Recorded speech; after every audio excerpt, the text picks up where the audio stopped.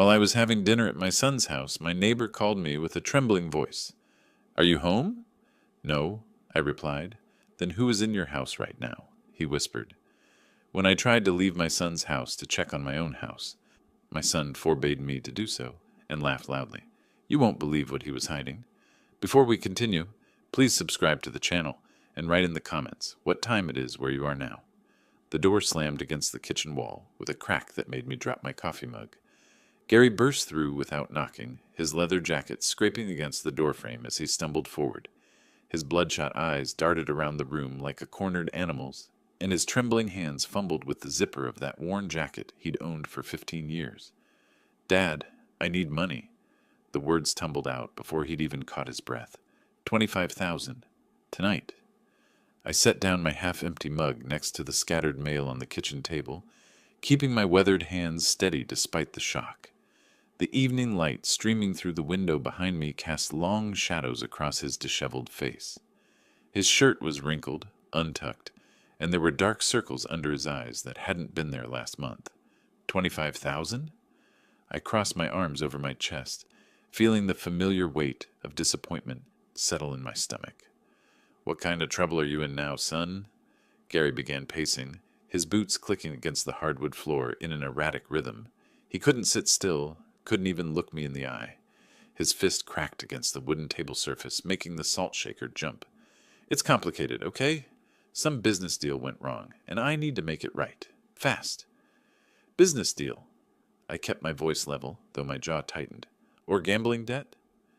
His face flushed red, and he spun to face me, blocking the kitchen entrance with his broad shoulders. "It's not your business what it is.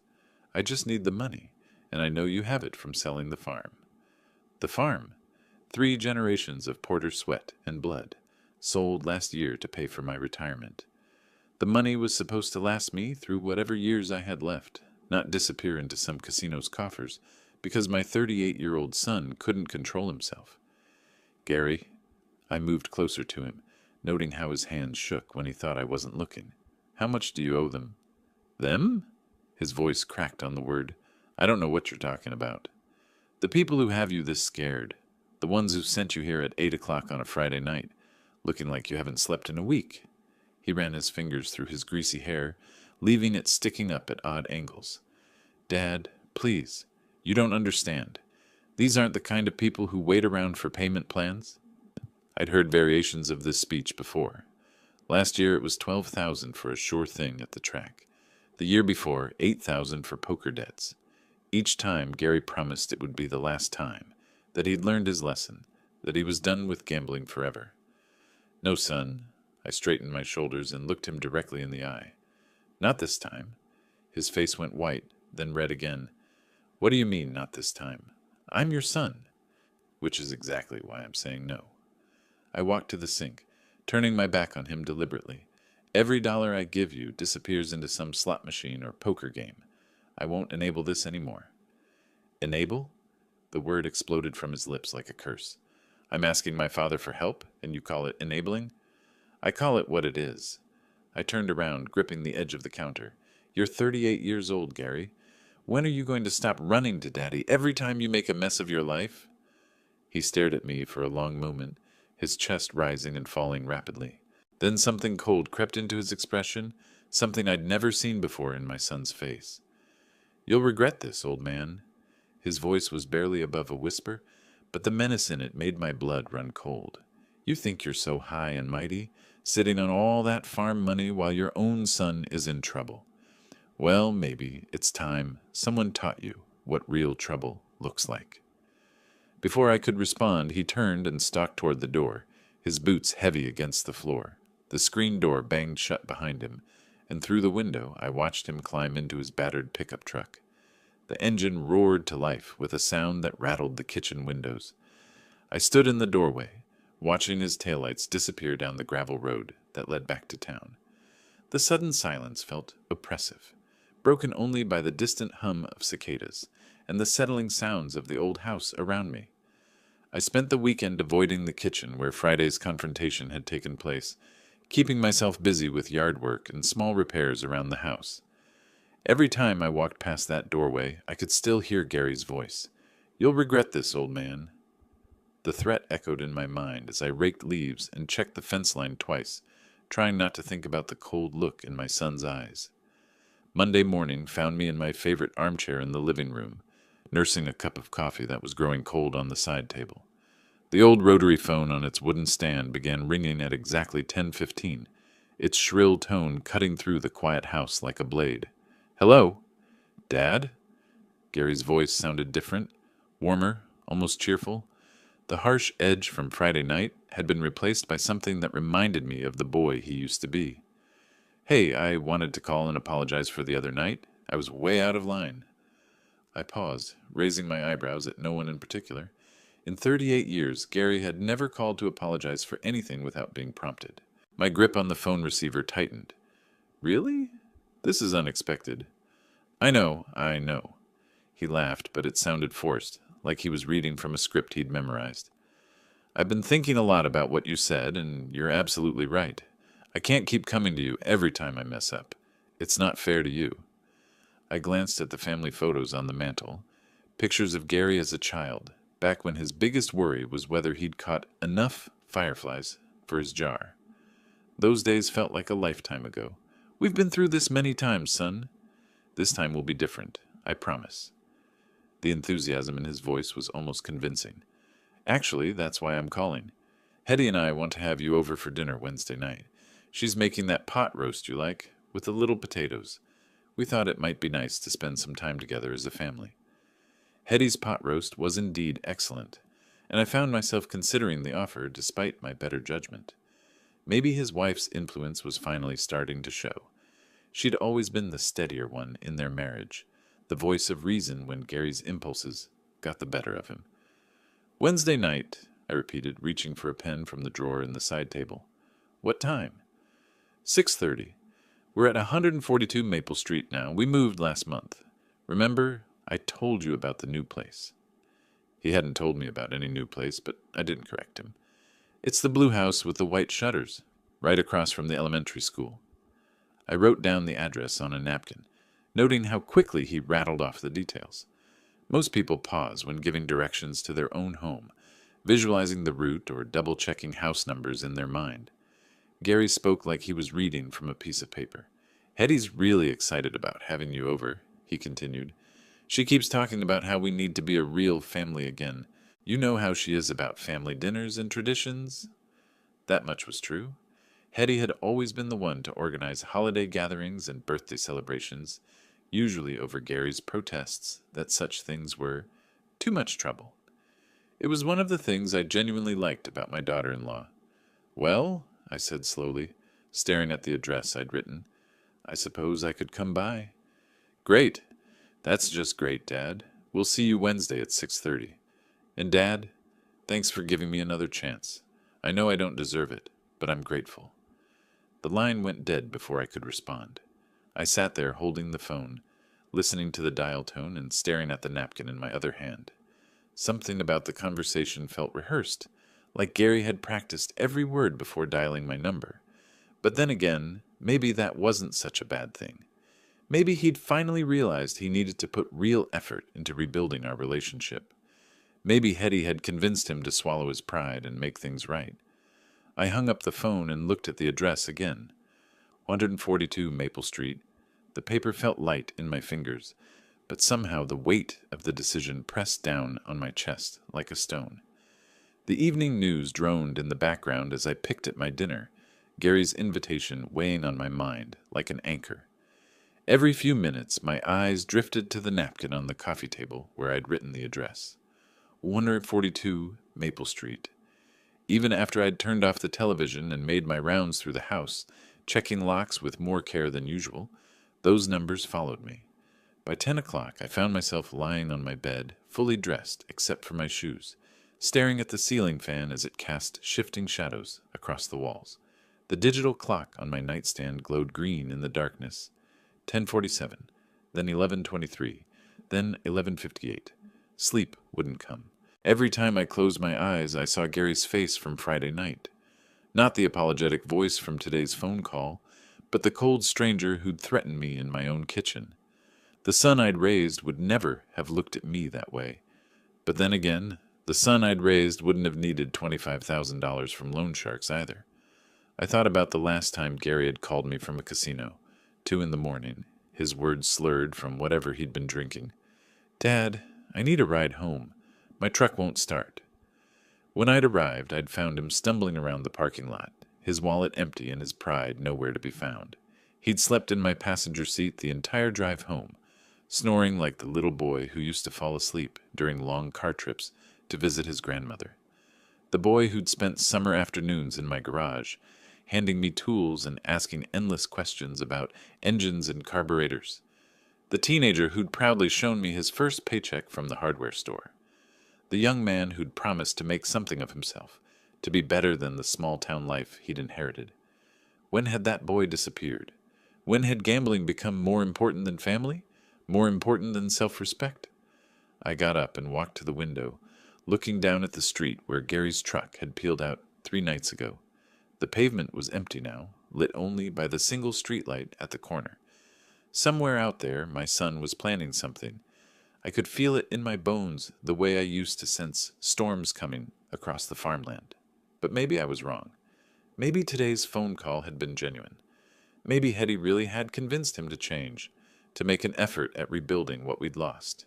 She was a good woman, steady and practical in ways that Gary had never learned to be. If anyone could straighten him out, it would be her. I returned to the bed and picked up the framed photo from my nightstand. Gary at age 12, grinning gap-toothed next to the go-kart we'd built together in the garage. His hands were dirty with motor oil, and his eyes sparkled with the pure joy of accomplishment. That boy had believed anything was possible if you worked hard enough for it. Maybe some part of that boy still existed. Maybe Wednesday night's dinner would be the first step toward finding him again.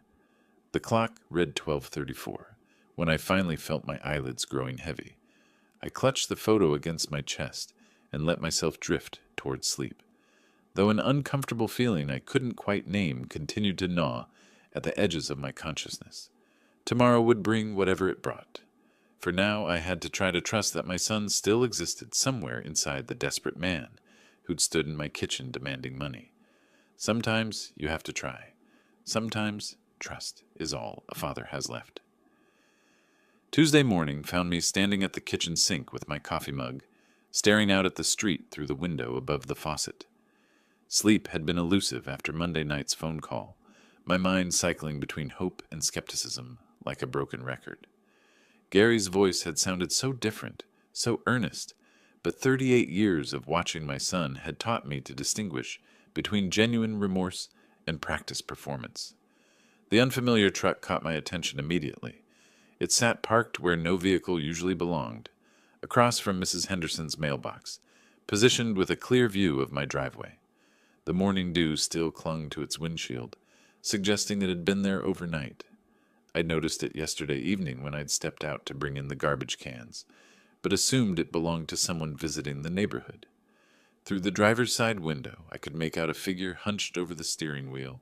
The man's fingers drummed nervously against the dashboard, and every few seconds he'd glance up and down the street as if checking for something or someone. I set my coffee down and walked outside, my boots crunching on the gravel driveway. The morning air was crisp, filled with the sounds of birds and the distant hum of traffic on the highway. As I approached the truck, I could see the man more clearly. Middle-aged, with thinning hair and the kind of pale complexion that suggested he spent most of his time indoors. Knocking gently on the driver's window, I waited as the man jumped slightly and rolled down the glass. His eyes were bloodshot, and there was a nervous energy about him that reminded me of a rabbit caught in headlights. "Morning," I said, keeping my tone friendly and neighborly. "Everything okay? I noticed you've been parked here since yesterday." "Oh, yes, sir. Everything's fine." The man's voice pitched slightly higher than seemed natural, and he avoided direct eye contact. "Just having some engine trouble. Waiting for it to cool down before I try starting her up again." I glanced at the truck's Virginia license plates, which struck me as odd for someone having car trouble in a Pennsylvania neighborhood. "Engine trouble? I've got some mechanical experience if you need a hand. Spent 40 years working on everything from farm equipment to pickup trucks." No, that's very kind of you, but I think it's more of an electrical issue. Or maybe the carburetor." He fumbled with his explanation, contradicting himself before the words were fully out of his mouth. "I've got a buddy coming to take a look at it later." The tools visible in the truck bed suggested he might actually know something about automotive repair, but his nervous demeanor told a different story. I could see him gripping the steering wheel tighter as our conversation continued, knuckles white against the worn vinyl. "Well, if you change your mind, I'm right across the street. Name's Wilbur Porter." I gestured toward my house, noting how his eyes followed the movement with intense interest. "There's a good mechanic shop about 2 miles down Route 15 if your buddy can't make it out." "That's real generous of you, Mr. Porter. Real generous." He seemed eager to end our conversation, already reaching for the window crank. "I'm sure we'll get it sorted out soon enough." "All right, then." I stepped back from the truck, but something about the entire interaction felt wrong. The man's explanation had been too detailed for someone with genuine car trouble, and his nervousness seemed disproportionate to a simple mechanical problem. "You take care now." Walking back toward my house, I found myself looking over my shoulder at the truck one more time. The man had already rolled up his window and was back to drumming his fingers on the dashboard, occasionally glancing at my property with what looked like calculated interest rather than casual observation. I finished my coffee standing by the kitchen window, watching the truck and trying to shake the feeling that I'd just been lied to by a complete stranger. The license plate number stuck in my mind, JKL 4729, though I couldn't say exactly why I felt it might be important to remember. By noon, when I went out to check the mail, the truck was gone. Wednesday arrived with the kind of spring weather that made everything seem possible. I'd spent most of the day alternating between anticipation and apprehension, the truck incident from yesterday morning fading to a background concern as evening approached. Gary's dinner invitation had consumed my thoughts, and despite my reservations, I found myself genuinely hoping this might be the beginning of something better between us. At 5:30, I began preparing for the evening. My navy blue suit came out of the closet, slightly worn at the elbows but still dignified enough for a family dinner. I polished my leather shoes until they reflected the bedroom light, selected a conservative tie, and checked my wallet to ensure I had enough cash should the evening call for it. From my small wine collection in the basement, I chose a bottle of Cabernet that had been waiting for a special occasion. The mirror reflected a man trying to look his best for his son, and the sight both pleased and saddened me. How long had it been since we'd shared a meal without tension? How many years since Gary had invited me anywhere without needing something in return? Stepping outside at 6 o'clock, I nearly collided with Elmer Jenkins, who was watering the flower bed that bordered our properties. His weathered face broke into a smile when he saw my formal attire. "Well now, don't you look sharp this evening, Wilbur? Special occasion?" Gary invited me to dinner. I held up the wine bottle with what I hoped was casual confidence. "First time in quite a while that we've done something like this." Elmer's expression softened with genuine warmth. "That's wonderful news. Family's the most important thing we've got, especially at our age. I'm glad to hear you two are working things out. We'll see how it goes." I appreciated his optimism, even if I couldn't fully share it. "You know how these things can be." "I do indeed." He turned off his garden hose and leaned against the fence post. "But sometimes all it takes is someone extending a hand first. Sounds like Gary's trying to do that." The drive to Gary's neighborhood took me through the familiar streets of Riverside, across the bridge that spanned the narrow river the town was named for. I'd driven these roads countless times over the years, but tonight they seemed different somehow, like I was traveling towards something significant, rather than simply going from one place to another. Gary's new address led me into a subdivision I rarely visited, where the houses were newer and the lawns more manicured than in my older neighborhood. The homes here suggested a level of prosperity that surprised me, given Gary's recent financial troubles. How was he affording a place like this? 142 Maple Street turned out to be a blue house with white shutters, exactly as Gary had described. The lawn was neatly trimmed, and warm light glowed from the windows, creating the picture of domestic contentment. I parked behind a silver sedan that I assumed belonged to Hetty, taking a moment to check my appearance in the rearview mirror.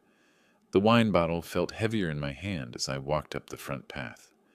Through the large picture window, I could see movement inside, figures preparing for my arrival. The porch light came on as I approached the door, and I realized Gary must have been watching for me. Taking a deep breath, I pressed the doorbell and waited.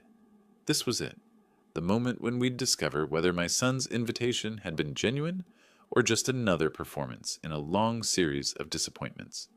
The sound of footsteps approached from inside, quick and eager.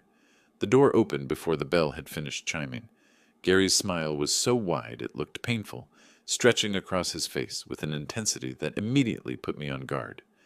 Before I could fully step onto the porch, he'd pulled the door open completely and was reaching forward to shake my hand with both of his. "Dad, you made it. Right on time, just like always." His voice carried that same artificially cheerful tone from Monday's phone call, pitched slightly higher than his normal speaking voice. Come in, come in. Hetty's been cooking all afternoon." Hetty appeared beside him almost instantly, as if she'd been waiting just inside the doorway. Her hands fluttered nervously as she reached for the wine bottle, and I noticed they trembled slightly when she took it from me. "Mr. Porter, it's so good to see you. This is such a beautiful wine. You really didn't need to bring anything, but it's so thoughtful." The words tumbled out of her mouth in a breathless rush, and she clutched the bottle against her chest like a shield. The interior of the house struck me immediately as overly prepared.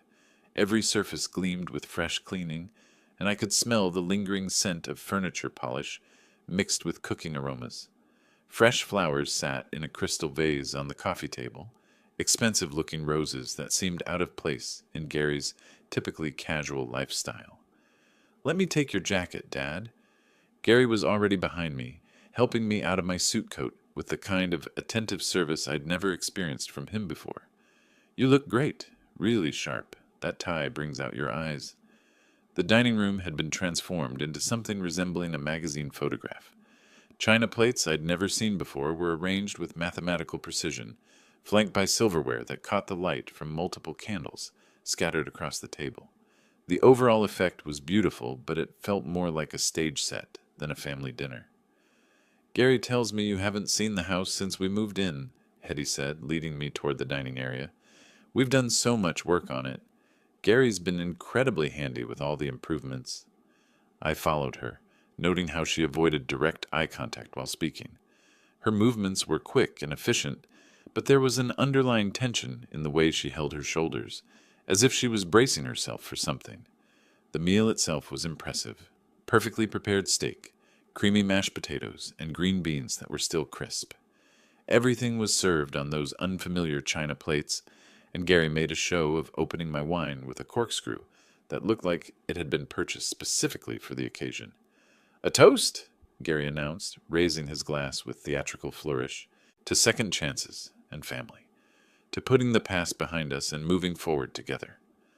The wine was good, but I found myself studying my son's face as he drank.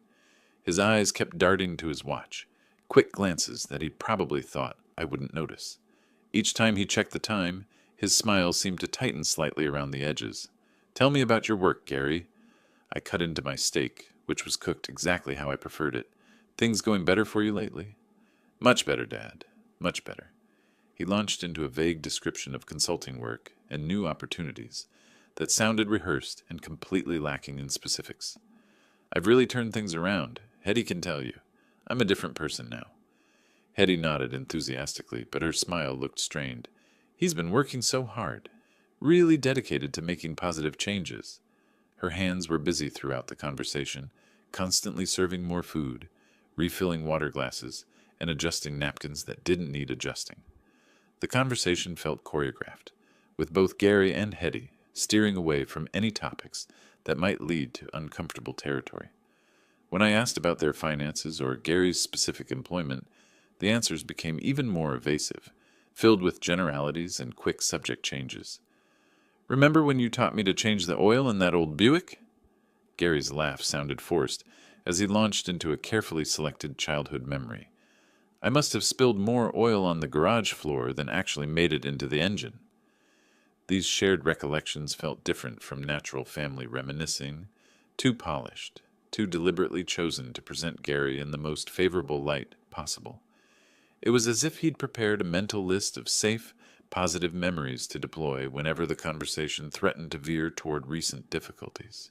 Throughout the meal, I became increasingly aware that I was watching a performance rather than participating in genuine family time.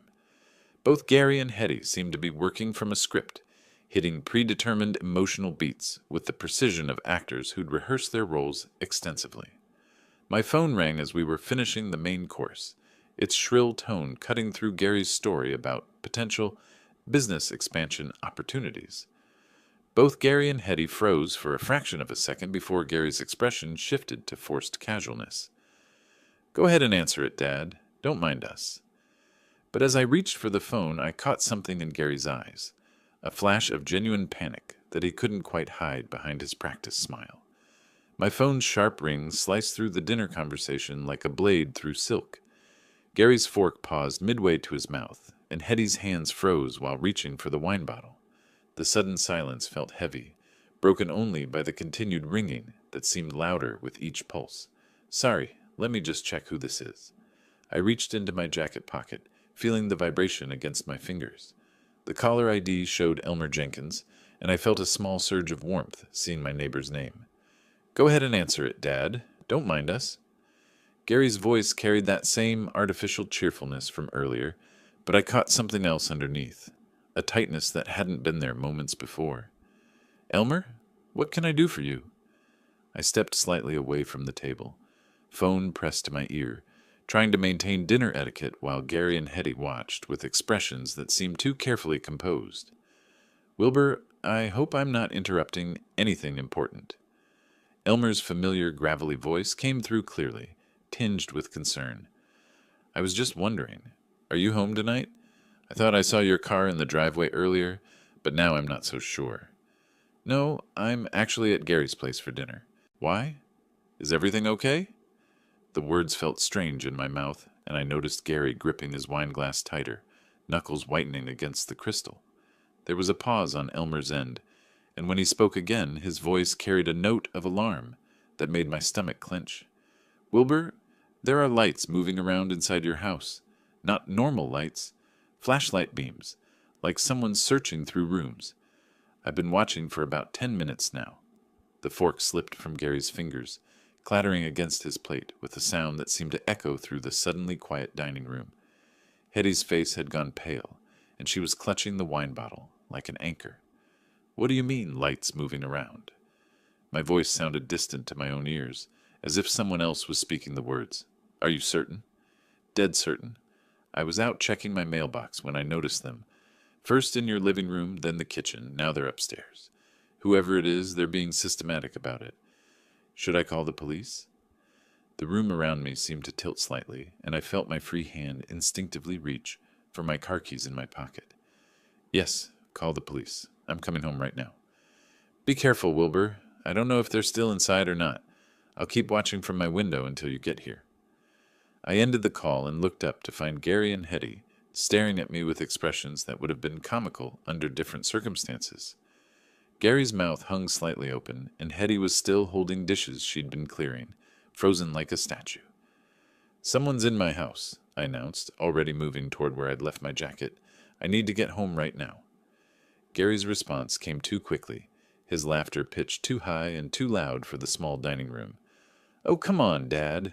Old Elmer's probably just seeing tree shadows or something. You know how he gets. Always thinking he's still on guard duty from his army days." The dismissive tone in my son's voice struck me wrong, especially coming so fast after Elmer's worried call. I paused in putting on my jacket, studying Gary's face in the flickering candlelight. His smile looked strained, and there was something desperate in his eyes. "Elmer's not confused, Gary. He knows the difference between shadows and flashlight beams moving through a house." I pulled my jacket on fully, checking that my keys were secure. "Someone's robbing my home while I'm sitting here eating dinner. Dad, please." Hetty's voice was barely above a whisper, and her hands were trembling as she set down the dishes she'd been holding. Maybe there's some explanation." But I was already moving toward the front door, my mind racing with thoughts of what might be happening to my belongings, my memories, everything I'd worked for over the years. The timing felt wrong, too convenient, but I pushed that thought aside in favor of getting home to assess the situation. Gary rose from his chair so quickly it nearly toppled backward, his face shifting from fake concern to something that looked almost like panic.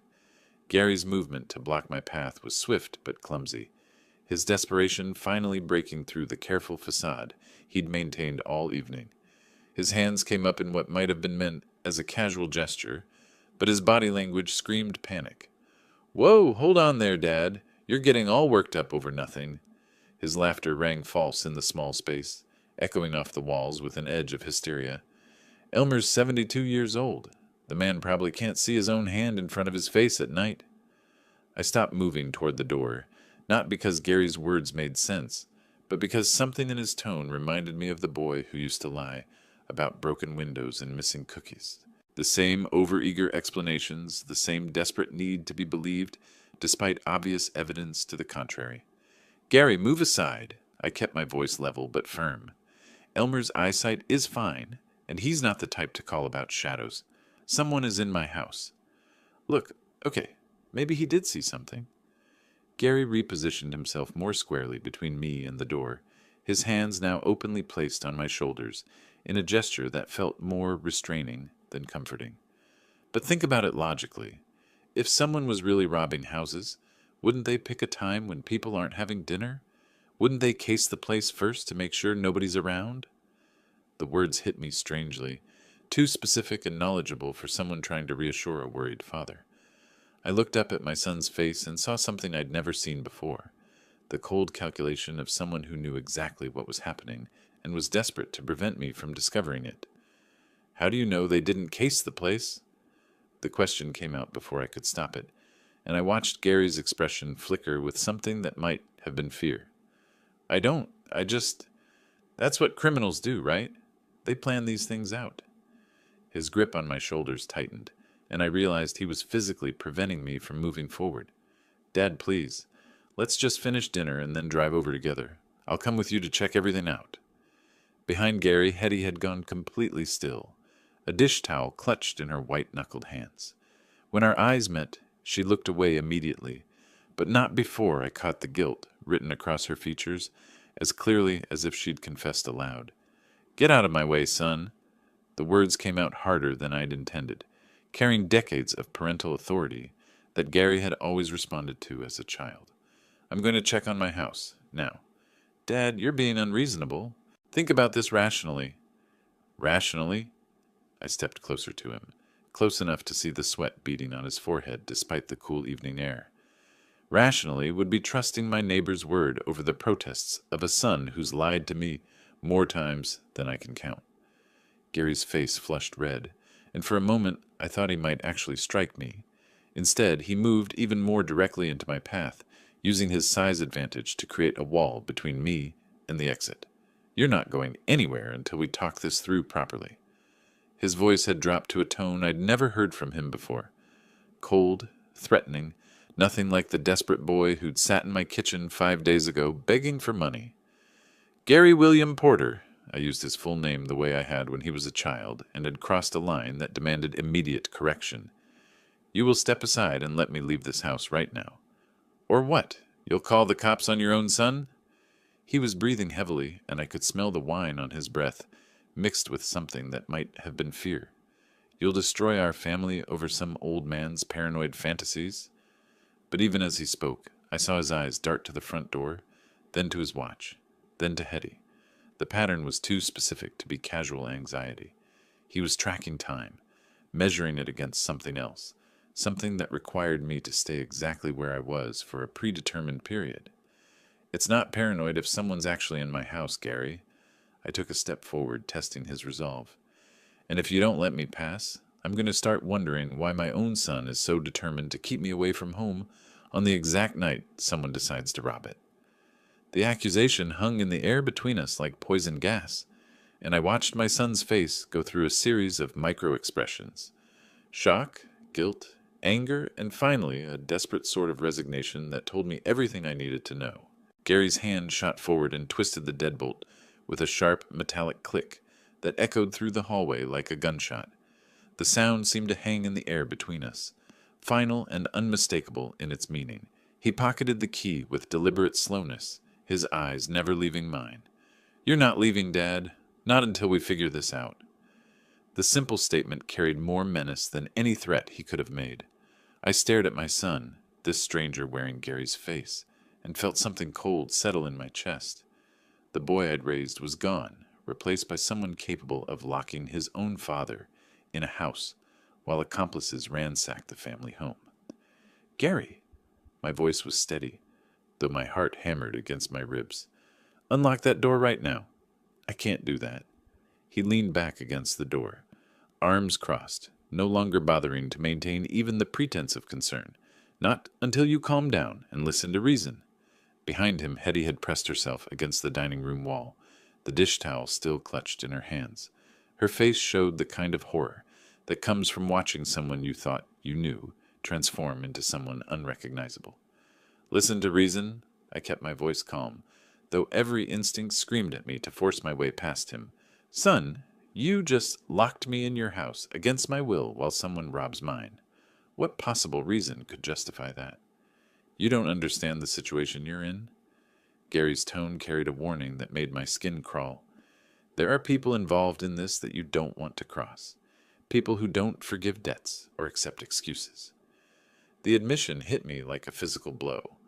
Not just that Gary had planned this, but that he was willing to sacrifice his own father to solve problems he'd created through his gambling addiction.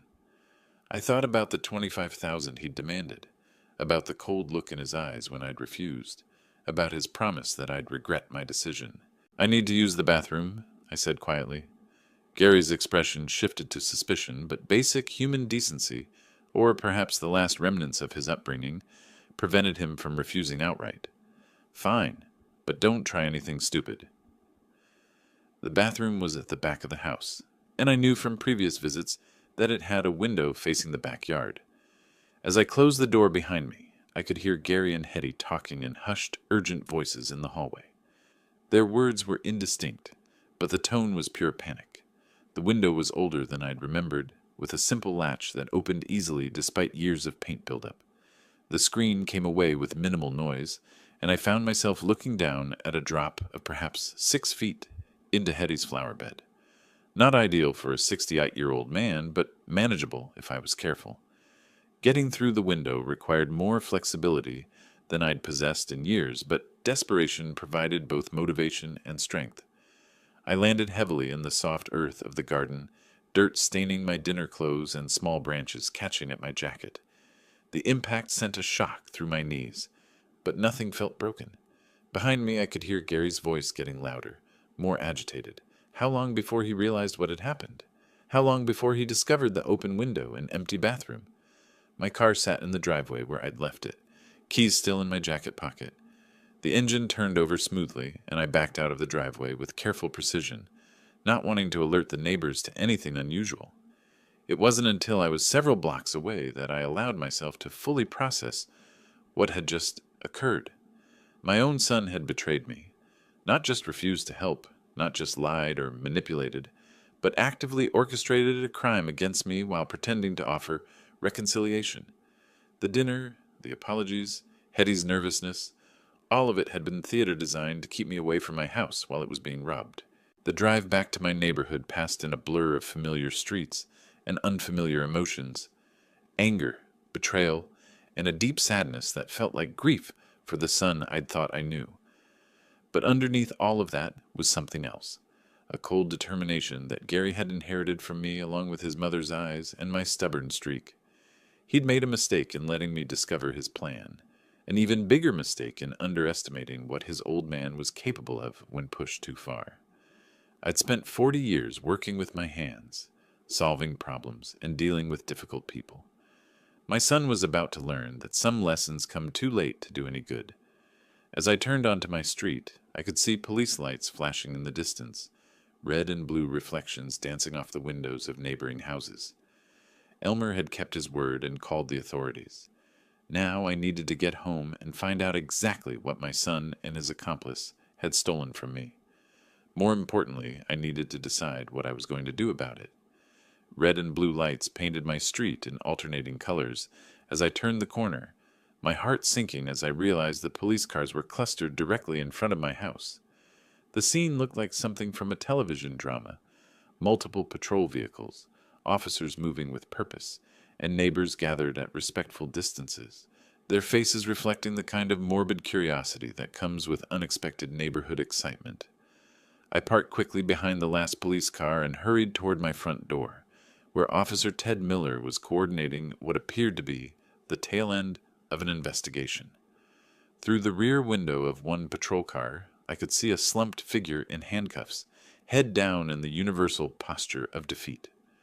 "Mr. Porter," Officer Miller approached me with the kind of professional calm that suggested he'd been expecting my arrival. "I'm glad you're here. We've got your burglar in custody, and your neighbor, Mr. Jenkins, has been extremely helpful in providing details about the incident." Elmer was right. The words came out as relief rather than surprise. I looked toward Elmer's house and saw him standing by his fence, arms crossed, with the satisfied expression of a man whose instincts had been vindicated. Someone really was in my house. Yes, sir, they were. We apprehended the suspect in your basement, attempting to access what appears to be a safe. He's confessed to breaking and entering, and he's also provided some additional information that I think you'll find disturbing. Officer Miller guided me toward the patrol car, where the burglar sat hunched in the back seat. Through the window, I could see a thin, pale man in his 40s, the same nervous individual I'd spoken to yesterday morning, when he'd been sitting in that truck across from Mrs. Henderson's mailbox. "His name is Otis Raines. Ring any bells?" "I spoke to him yesterday. He claimed to have car trouble." The memory felt surreal now, knowing I'd offered help to someone who was planning to rob me. He seemed nervous, but I thought he was just stressed about his truck. "According to Mr. Raines, he was hired to commit this burglary. He's been very forthcoming about the details, probably hoping for a reduced sentence." Officer Miller's expression grew more serious. "Mr. Porter, he claims your son Gary arranged this entire operation." The words hit me like a physical blow, even though some part of me had been expecting them since the moment I'd realized Gary was preventing me from leaving his house. Hearing it confirmed by law enforcement made it undeniably real. Gary hired him to rob my house while I was at dinner. The statement came out flat, emotionless, as my mind struggled to process the full extent of my son's betrayal. "That's what he's telling us. Says Gary promised him $5,000 to get into your safe and retrieve $25,000 in cash. When we arrested him, he immediately started talking about how Gary had set up the dinner invitation specifically to keep you away from the house during the burglary." I walked closer to the patrol car and looked directly at Otis Raines. When he finally raised his eyes to meet mine, I saw shame and fear, but no real remorse. This was a man who'd been caught, not one who regretted his actions. "Did you get into the safe?" I asked Officer Miller, though I was still staring at the burglar. "No, sir. Your basement door was locked, and by the time he got it open, Mr. Jenkins had already called us. He fled back upstairs when he heard our sirens, but we had the house surrounded. The safe shows tool marks where he attempted to force it, but it held secure. We walked down to my basement, where I could see the evidence of Otis's failed attempt. My old Mosler safe, installed by my father 40 years ago, stood intact, despite obvious signs of tampering. Tools were scattered around it, a crowbar, screwdrivers, what looked like a small drill, evidence of desperation rather than professional expertise. "Everything appears to be undisturbed," Officer Miller said, making notes on a clipboard, "but we'll need you to check thoroughly once we've finished processing the scene."